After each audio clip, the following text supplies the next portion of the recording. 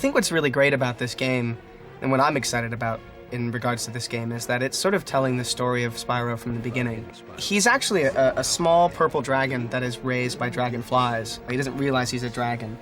And within the story, as the story progresses, he learns of his true self, where he comes from. You know, that there are these elders, these kind of guardian giant dragons, and that he's one of this ilk. And throughout the game, he starts to learn more about what he's capable of as well.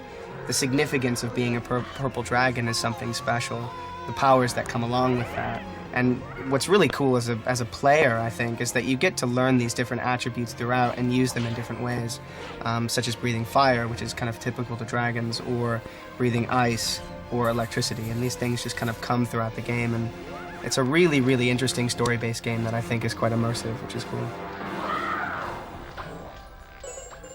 If I could leave with one of Spyro's powers, what could it be? It's tough, they're all pretty good. But the old standby, the ability to fly, you know, that's a big deal. Breathing fire, okay. That could be, I mean, I could really run into some trouble with that. You know, can you lessen the amount of fire that you're breathing? What if you only intend to, like, I don't know, light a candle, for instance, but then you light up your couch? You know, that could be really problematic. Electricity could be good, because you could probably infuse something with power, but then how do you know, like, how much power to infuse it with? Like, how many amps it takes? And if you go overboard and then you burn out all of your electricity, that'd be bad. Ice could be good, but then I could see that being extremely dangerous as well. I mean, all of these things I think you'd have to learn how to regulate, because you could freeze yourself, you could, I don't know, I think there's a lot of, flying's the safest. I'll go with flying.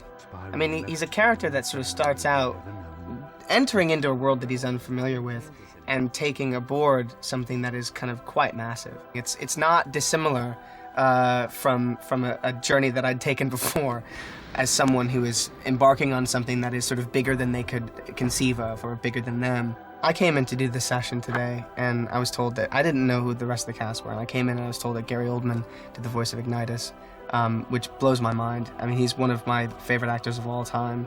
A true chameleon, someone that you can't really peg, has done every kind of voice, character imaginable. I mean that my time for heroics is past, but with your help, we might be able to beat Cinder. I can't, Ignitus. I just learned what I am. You can, Spyro. You can. You are a purple dragon, a very special creature. It's a pleasure to be associated with him, because I'm such a huge fan. And David Spade as Sparks as well. I've met David a couple of times, and he's a really sweet guy and really, really funny. And for this kind of character, it's so important to have someone that's sort of biting and sarcastic and funny. Sparks is definitely all those things, and David Spade's perfect for that. Spyro, can you hear me? Are you okay, buddy?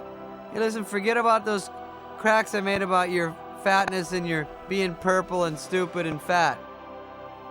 I'm very much, as a gamer, I'm very much attracted to a game that includes a great story that I can sink my teeth into, that will allow me to kind of continue to focus on the progress of the game and lead to other games. You know, my favorite games are story-based games. And if the story's good, and the actual gameplay is fun, then yeah, that's all you need, really.